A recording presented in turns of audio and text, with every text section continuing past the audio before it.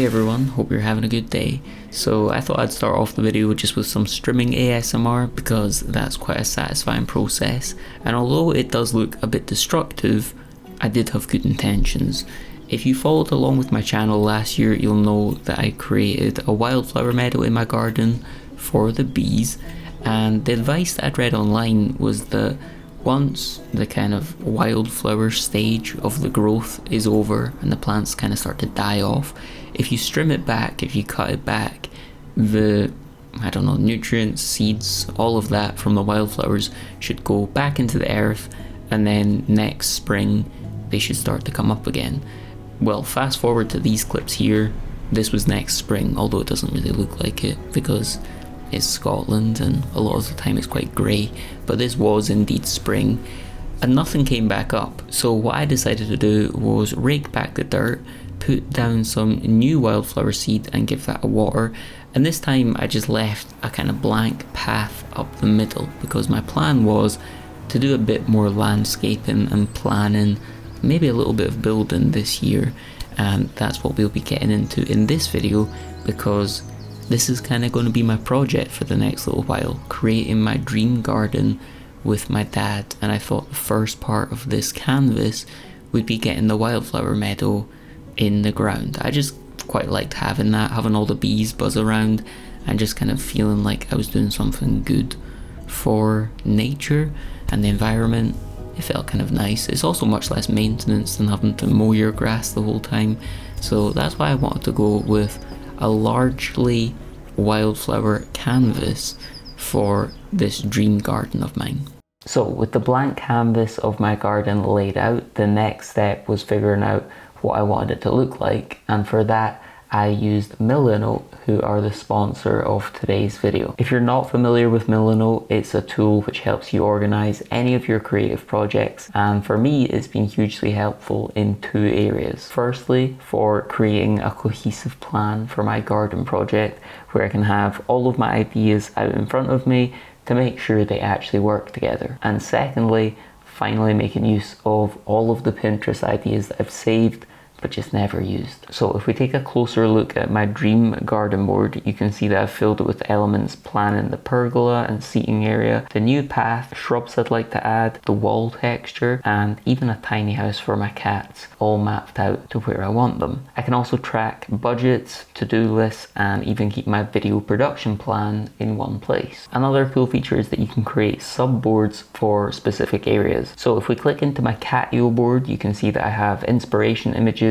a column containing cat safe plants, my existing tiny cat house, and some color swatches to check everything works together. One helpful point to note is that the mobile app also syncs with the desktop version, so it can be used on the go. Like if I'm out of the shops and I want to refer back to my board when buying anything for this project, I can just open the mobile app and it will sync up perfectly. In a nutshell, Dunnett is the perfect tool for creative professionals, whether you're a filmmaker, interior designer, writer, or content creator. It's designed to help you organize your work. And if you're not sure where to begin and maybe feel a bit overwhelmed, Dunnett actually has over 100 built-in templates to help you get started on any kind of creative project. Dunnett is available for free with no time limit, so sign up for a free account using the link in the description and get started on organizing your creative projects in a creative way. Back in the garden, the next part of this project, this kind of blank canvas creation for the dream garden, was cat proofing it, because a fairly large part of enjoying my garden is just kind of being out there with my cats and keeping them safe. This side of the garden wasn't all that safe for the cats, so to get started I broke out the chainsaw and took care of this tree stump that was just kind of awkward, and the big plan here was to create a fence and then have kind of climbing plants go up it so that my cats would be, I was going to say trapped, I just meant to say much more safe, because this kind of wall just to my dad's left at this point, it just leads over to a really old building there. You can see the kind of ruins of it just behind us, and that actually used to be the village school way back in the day. I don't know how long ago, must have been over 100 years, but just over time it's fallen into disrepair. I don't think anyone's done anything with that building because there is a stream that runs right next to it, and just in recent years the stream has got so much higher and it would actually like touch the wall. So I feel like if anyone was going to do anything with that building, like renovate it, they'd be at risk of flood damage. So I don't know if you can do anything about that, but for the longest time that building ruin has just kind of sat empty. So I wanted to put a fence here because the little wall that runs along my garden is just kind of knee height. It does have like ivy on it. That's just what we're kind of attaching this fence to, and my cats could jump on that and then jump over to that wall that you can see right there, and from there they can go anywhere. So this was kind of the plan to make it a little bit safer. And then there was that ugly oil boiler as well, which I added some fencing to, and I'm going to put some climbing plants there so that it's just hidden because it's a bit of an eyesore. The next part of the preparations for this dream garden was sorting the wall at the back of my garden. Initially I was going to chip out all of the old stone, and I did start that process, but as I spent more time in the vicinity of this wall, I just realised how bent it was, like how bowed it was with all of the dirt pushing up against it, and I just thought that was very dangerous. No amount of repointing was going to solve that issue, so my solution to that was just to take down the wall and start from scratch. I feel like it's probably been here for like 100 years. I have a lot of friends that have young children, and I just didn't like the idea of this wall falling on anyone, any child, any cat, or even me. I don't think I would fare well. You can see just how easily the wall crumbles as well. So I felt like this was the best solution. With all of the effort that I'm going to go to with this garden, I felt like it was just a job worth doing properly, especially when people's safety is at risk. So me and my dad took down the wall. In fact, it was mostly me that took down the wall, and then we transported the stones to either side of the garden. We put the big ones on the left for building up the bulk of the wall, and then put the little ones over to the right for filling in the little gaps. And we're just going to make the wall half height because there was not really any need for it to be as high as it is. Like, there's a big hedge behind. There's not really any neighbours behind that hedge. It's kind of like a park area, I guess. So yeah, I don't really need that level of privacy. And coming back to the safety thing, just, you know, having a much safer area back here would be much nicer, because as I showed in my garden project board, there is going to be like a seating area, a kind of pergola back here, so people will be hanging out here, and I just think having less risk of tons of stones falling on them would be, you know, just a bit more enjoyable. Throughout the whole process, Harry was right by our side. Harry's favourite hobby is just rolling around in the dirt. We actually call him Dirty Harry because of this. Another part of the plan here to make the wall safer and just live longer is to add some drainage. You can see that as we took away the wall here, all of the dirt behind it would basically just hold water whenever it rained. So it had nowhere to go.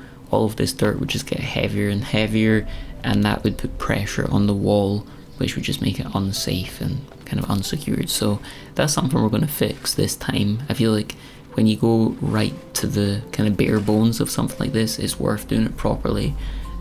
So that's going to be myself and my dad's plan for this. Now, I should say these clips have been done over a kind of long time, just because I've kind of went at it in waves, but recently the wildflower meadow just came up, and unfortunately it did come up very yellow again. It must just be the type of flower that works really well here, but there were some other ones. There were some purple ones, there was one orange one, which I was quite excited about. Just being ginger, it's quite exciting to have a flower that looks like me. Some purple ones, I think that's a cornflower, I think that's a pink cornflower, some daisies, but the majority of it was yellow, which for my enjoyment isn't the best. I would like a big variety, but you know, the bees, I think they'll enjoy whatever happens. So back to the wall, as we were taking it down, we discovered this massive round log, which I eventually figured out must have been an old telephone wire pole. So we dug that out, and then broke out the chainsaw again. I didn't fancy doing this one. My dad didn't fancy me doing it either. He's always a bit concerned when I try and use a power tool, because I guess he just likes me having all of my limbs, which is fair enough. And then after that, once the wall was all down and we'd taken away some of the bulk of the dirt behind the wall, so there wasn't as much pressure there, we started barrowing it away. So we would scoop up the dirt from the lower level, where the kind of concrete pad, the bottom of the wall is going to be, right here, put it up onto the wall, and then just barrow it away. It turned out pretty good. It was a big project which doesn't look amazing right now, but I think for this episode of the dream project in the garden, we've done some good work in doing a good blank canvas for everything. And once everything was cleared away, my dad did 2 little kind of runs where the concrete pad would go, and I just thought I'd show the cats as well. Look how majestic Tigger is. Beautiful. But I really didn't realise how much I'd filmed my cats here. I apologise. But yes, my dad put 2 lines of wood here, and that's where we're going to tip concrete in, so that we have a really good base for the wall creation, which will be in the next episode of this dream garden project. So I hope you enjoyed this. Drop a like and subscribe if you want to see the next parts, and I'll see you all in the next one.